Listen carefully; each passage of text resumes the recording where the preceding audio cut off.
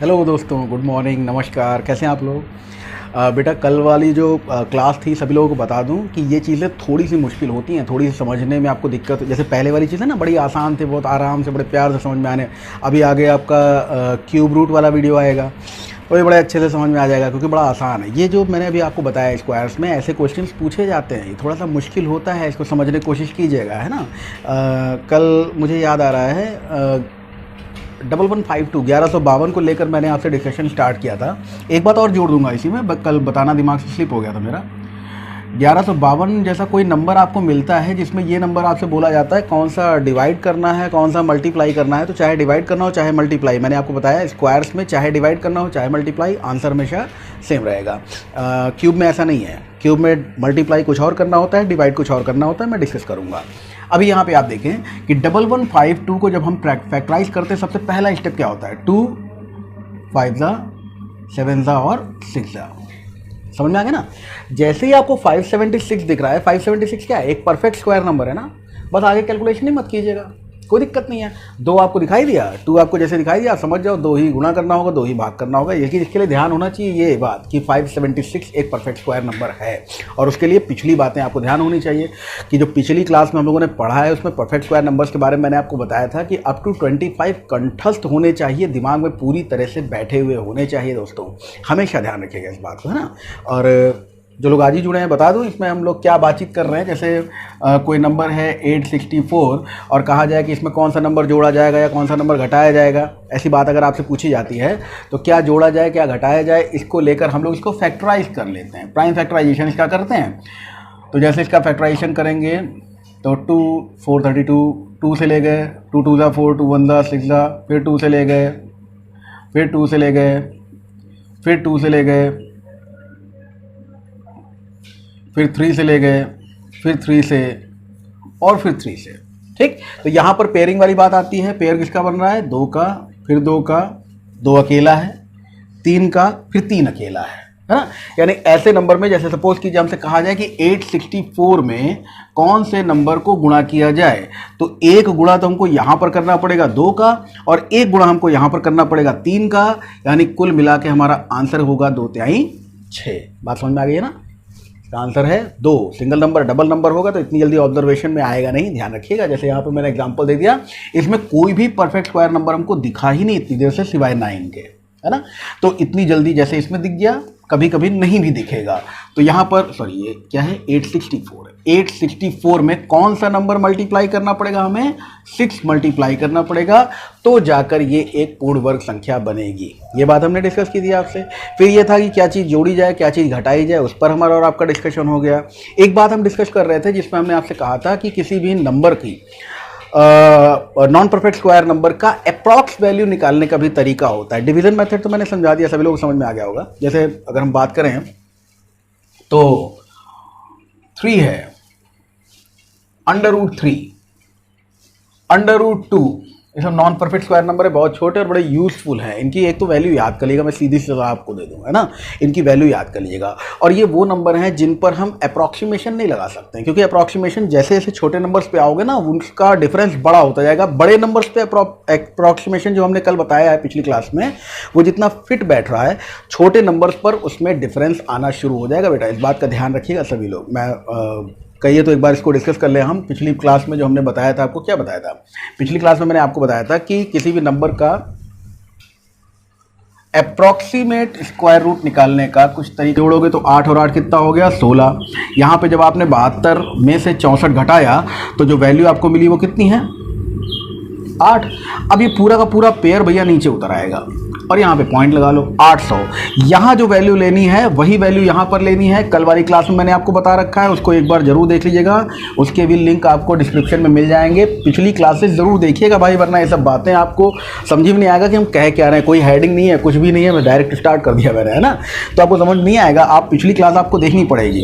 तो यहाँ पर देखिए क्या है, यहाँ पर जो वैल्यू हमको लेनी है वही वैल्यू यहाँ पर लेनी है। अगर हम 7 ले लेते हैं, नियर अबाउट 800 लाना, अगर हम 7 ले लेते हैं तो क्या होगा? 7 मतलब 7, ठीक है। लेकिन 7 6 42 और वो कैरी ओवर होगा, ठीक है। इसे 7 नहीं ले सकते, 6 लेकर देखें तो 6 यहाँ पर है, 6 1 6 तो यहाँ पे आ जाएगा।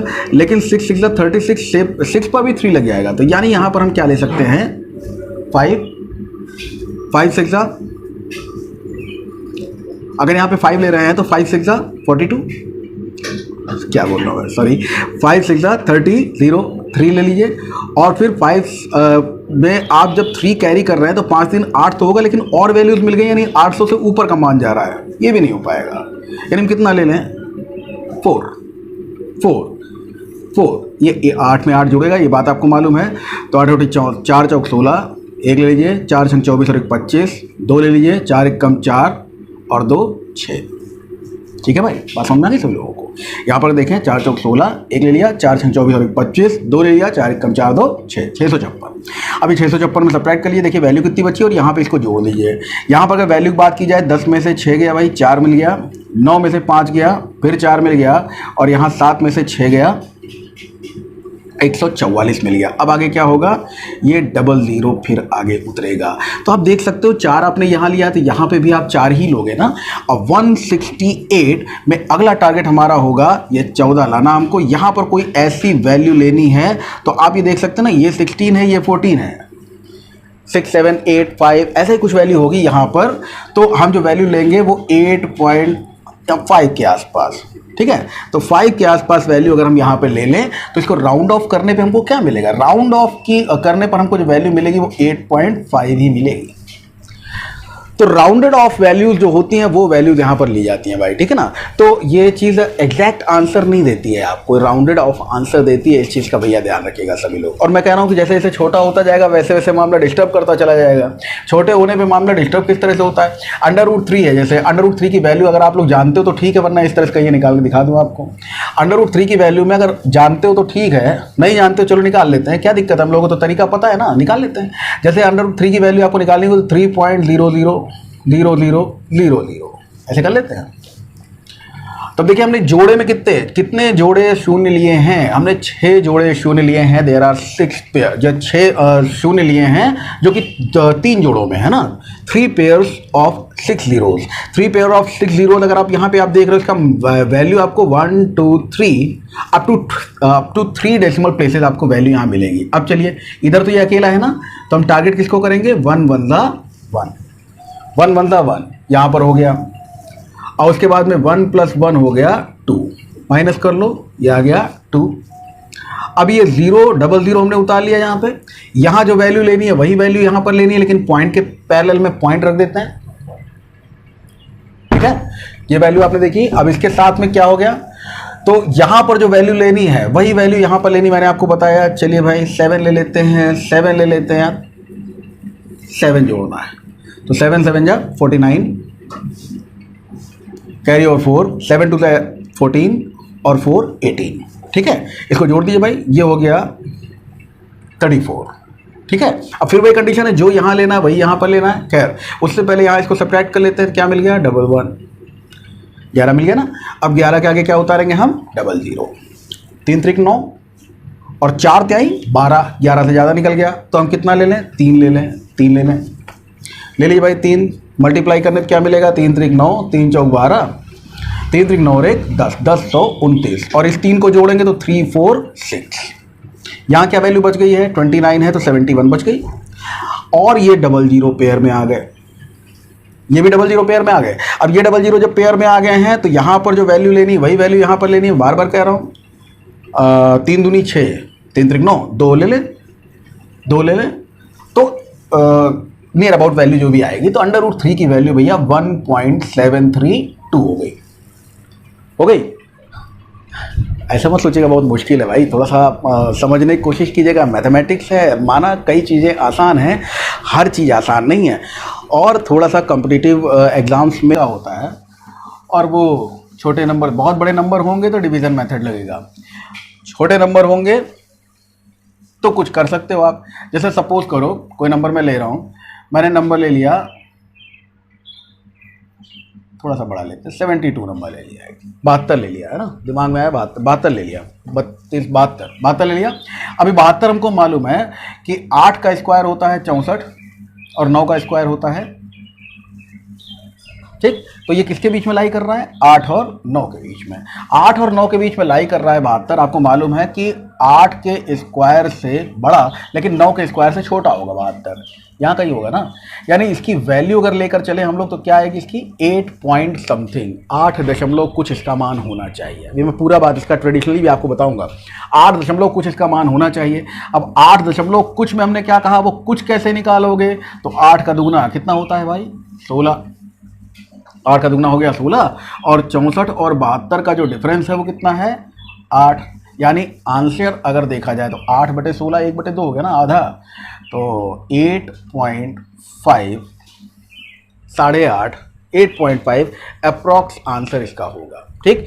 एग्जैक्ट आंसर क्या है? वो इसके करीबी आंसर है, एग्जैक्टली ये आंसर नहीं है। अप्रॉक्स आंसर निकालने के लिए ये आपको बता दिया मैंने तरीका। एग्जैक्ट आंसर निकालने के लिए डिवीजन मेथड, सिंगल, हम 2 नंबर्स तक निकाल लेते हैं। ठीक है, 00 00। चलिए कंटिन्यू कीजिए भाई। यहाँ पर क्या करोगे आप? 8 8 64। मैंने आपको बताया था पेयर बनाने हैं, जोड़े बनाने हैं। तो 8 में 8 जो लेवल है क्वेश्चंस का उनको समझने के लिए आपको मैथ्स को डीपली समझना होगा। नहीं समझ में आता है 2-3 बार इस वीडियो को रिपीट करके देखिएगा। बहुत ही इत्मीनान से चीज़ें समझाई हैं, सारी बातें बहुत ही आराम से देखते हुए समझते जाइए। प्रैक्टिस जरूर कीजिएगा। केवल देख लेने से चीज़ें आपको समझ में आती हैं लेकिन वो आपको पूरी तरह से याद नहीं होती हैं। जब आप खुद प्रैक्टिस करते हैं तब आप उसमें अभ्यस्त होते हैं, तब जाकर आप उस क्वेश्चन को दोबारा या वैसा ही कोई क्वेश्चन आप दोबारा लगा पाएंगे। इस बात को ध्यान रखिएगा भाई, है ना। केवल देखा आपने समझ में आ गया लगा तैयारी हो गई, नहीं, ऐसा नहीं है।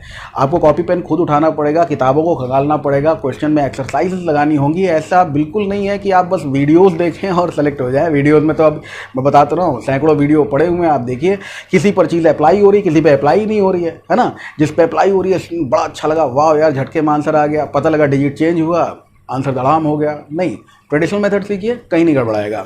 मैं यहाँ पर यही चीज़ आपको बता रहा हूँ कि ये कहाँ कहाँ पे गड़बड़ हो रहा है, उस गड़बड़ को भी समझिएगा। ये आंसर दे दिया, कल हम लोगों ने जो जो कैलकुलेशंस किए थे उसमें भी आंसर दे दिया है, बहुत सारे आंसर देगा आपको। लेकिन यहाँ पर देखिए आंसर किस तरह से निकलेगा। यहाँ का आंसर अगर देखा जाए तो अप्रॉक्सीमेशन में ये कितना है? 1.732। अब इसमें हमको क्या करना है? अगर √3 की वैल्यू हम इस प्रकार समझ के निकालने की कोशिश करें तो गड़बड़ आएगा। क्या गड़बड़ आ रहा है देखिए, √3 को हमको मालूम है कि इसकी वैल्यू 1 और 4 यानी 1 के स्क्वायर और 2 के स्क्वायर के बीच में कहीं लाई करेगी। मतलब साफ है कि 1 पॉइंट समथिंग इसकी वैल्यू होगी। ये बात तो हमें क्लियर हो गई ना। तो इसकी वैल्यू 1 तो होगी, लेकिन फिर मैंने क्या बताया, इस 1 का दुगना 2 और 1 और 3 का जो डिफरेंस है वो भी 2। तो आंसर हो गया 1 + 1 नियर अबाउट 2। गड़बड़ हो गई ना। तो यहां पर क्या खेल है कि वो जो 1.25 है उसको राउंड ऑफ करके इसने 2 कर दिया। जितना छोटा नंबर होगा बेटा उतना ही अप्रॉक्सीमेशन दिक्कत करेगा। जितना बड़ा नंबर होगा अप्रॉक्सीमेशन उतना ही आराम से हो जाता है भाई। ऐसे देखो ना कि कहा गया कि उस आदमी की इनकम 20 लाख है, पिछले साल उसने 20 लाख कमाए, अब के साल उसने 18 लाख कमाए। तो ऐसा लगता है कि 2 ही लाख तो कम कमाए, क्योंकि बात कहाँ हो रही है, बड़ी बात हो रही है, लाखों में बात हो रही है। लेकिन वो 2 लाख अपने आप में बहुत बड़ा अमाउंट है। कई लोगों के साल भर की कमाई 2 लाख नहीं है, हमारे ऐसे गरीब भी हैं, है ना। तो इस चीज़ को समझिए कि जब बड़ी बात होती है तो अप्रॉक्सीमेशन बहुत ही कम हो जाता है, छोटी बात होती है तो अप्रॉक्सीमेशन बहुत ही बड़ा हो जाता है। तो इन बातों को देखा सभी लोगों ने, इनको बहुत ही विशेष ध्यान दीजिएगा भाई, है ना। एडिशन अभी हम क्वेश्चंस और करवाएंगे, ऐसा नहीं है। मैंने केवल इंट्रोडक्शन दे दिया आपको कि ये डिवीजन मेथड है, डेसिमल्स लगा के भी मैंने आपको दिखा दिया है। परफेक्ट स्क्वायर नंबर होगा तो निकलेगा ही। डिवीजन मेथड हमेशा अप्लाई होगा। नॉन परफेक्ट स्क्वायर हो तो, डेसिमल नंबर हो तो और परफेक्ट स्क्वायर हो तो आपको आंसर देगा वो, है ना। लेकिन परफेक्ट स्क्वायर के लिए आपके पास जितना जुगाड़ बता दिया उतना सफिशिएंट है, उससे आराम से आपका आंसर आ जाएगा। अब जो हम लोगों की नेक्स्ट मुलाकात होगी इसमें बहुत ही छोटी सी बात करनी है हमें क्यूब की, और क्यूब रूट का एक छोटा सा वीडियो है, इसी के साथ में डाल देंगे। ठीक है, आज के लिए इतना ही। Thank you.